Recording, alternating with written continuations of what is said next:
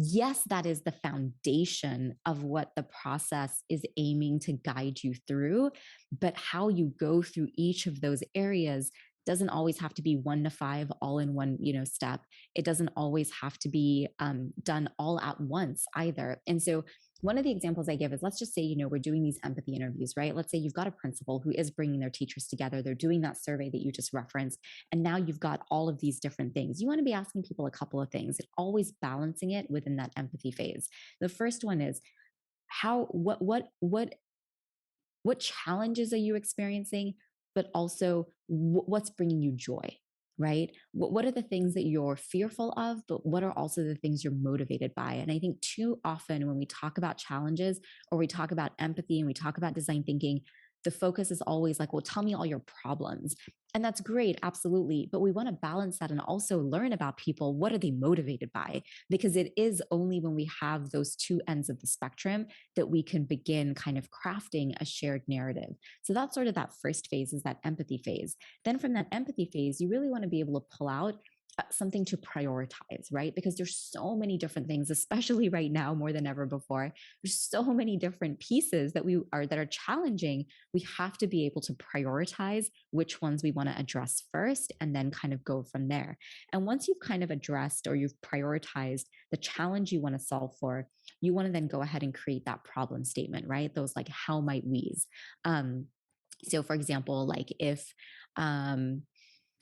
collaboration is a challenge, right? Like, I wish I didn't have to work alone. How might we create the time and space for ninth grade social studies teachers to come together to plan instruction, right? It's when you open the door to, when you change a challenge into a how might we, there is that sense of optimism. There's an opportunity here to do something. And then from there, you can kind of, ideate, okay, what are some different things we can do? And then, obviously you go out, you test an idea. But what I really want to share with people is, as you're going through those phases, what makes it so challenging usually for people is they don't have the structure or the frameworks for having that conversation. Because telling somebody simply to define a problem, prioritize a problem, ideate, it's too vague. And I think that's one of the reasons why people struggle with the design thinking process as it's presented through those 5 hexagons. So there are 2 resources that I love to share with people as they're going through this, actually 3. The first one is a tool called Liberating Structures. And liberating structures are like, I feel like in education, we know like the visible thinking routines from like Harvard's Project Zero, like the think, pair, share, see, wonder, I used to think, now I think. Liberating structures are those, but I think they're designed a little bit more for like organizational conversations. You could totally use them for teaching too. But those to me are really great ones. Like, okay, I need my group to ideate. I want us to brainstorm. Going through those gives inspiration for how to structure those conversations, because they can very easily get out of hand and go all over the place, get completely off track. And I think that's what scares most people from opening that door.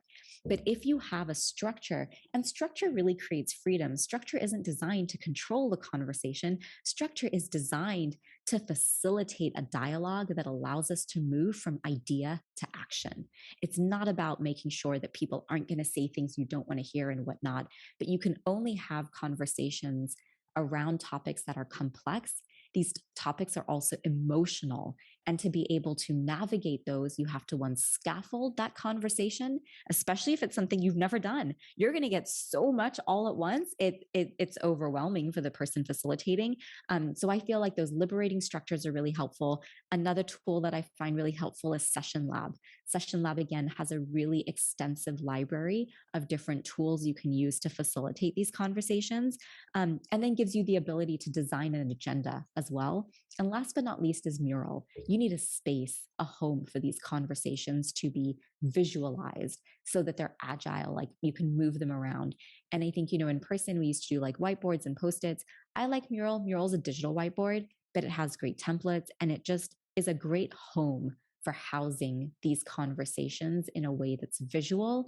And again, giving you the tools to move ideas to action. So hopefully that answered your question. So in having to especially like have these conversations and talk about these different topics, I I think we've struggled. So Do you use that "how might we" phrase with kids? And if so, like, how would you particularly use it?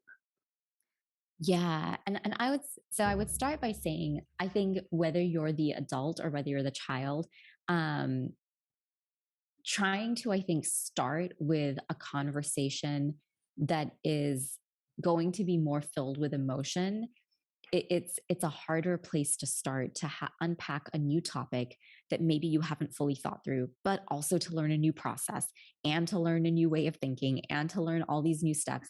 It's a lot to put, I think, on somebody all at once. And so I'm a really, really, really big believer in like scaffolding things out. Like what is that point of entry that has no pressure? And so, for example, like when we used to do it with students, one of the points of entry we used to use was just like designing your study routine. Like, like a lot of times kids come in, like to your point earlier, most kids are not self directed learners just because they haven't, that's not an opportunity we always put on the table, right? It's more like, okay, this is what you're going to do, this is how you're going to do it. And that's just how it goes. And so, one of the things we used to do is we used to start by asking kids, like, if you had to design the ideal study routine for your partner, what might that look like? And so they go through that empathy phase and they're doing like they're just learning the basics of design thinking, not just the skills, right? Because I know we talked about the 5 steps and those are the sort of like the steps you go through. But one of the things that design thinking gives you is the mindset so that organically over time, it becomes a natural way of how you think. When you see a challenge or you see an opportunity, you automatically start thinking, how might we? Because you have one of the mindsets that I like the most, creative confidence. You believe that if you see a problem or you see an opportunity, that you can do something about it. You might not have the answers for how, but you believe that you can. And I think that's the first step there. The other design thinking mindset, comfort with ambiguity. We don't know how this is going to turn out. We don't know what this is going to be like, but we have the structures for having the conversations about how. So to go back to that example of students, we asked them, design a routine for your partner. Ask them, what was school like for them? When did they do well in school? When did they do well on an exam? When's the time they felt happy? When's the time they felt all the opposite things, right? They hated school, they didn't do well and whatnot. How do they like to learn outside of school? What are some of the ways in which they learn?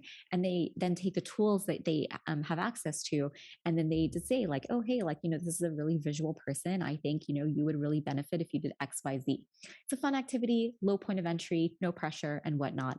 Then from there, we might scaffold it into like something a little bit more formal. And then there we slowly elevate it. But what we really want to do early on is give kids an understanding of the design thinking language, the design thinking framework, so that when we do want to use it in these instances and we are having these conversations, students understand what empathy means. They know how to have those conversations. They know that when I'm asking somebody a question, I'm not going to respond with like an, oh yeah, and me too, and this and that. They're listening and that active listening. And so, which, active listening is one of those World Economic Forum trending skills. And so I think just really helping people learn those phases, they challenge the traditional way in which we think, in which we learn, in which we speak so much that I think once you're above like 7, 8 years old, you've just been programmed a certain way and you have to kind of unlearn some things before you can relearn new things. And that's kind of the age that we've seen it at. Like, I think it's like, what do people say? Like, third grade is when kids kind of really get like, okay, this is school. This is how I'm supposed to act. This is how I'm supposed to be.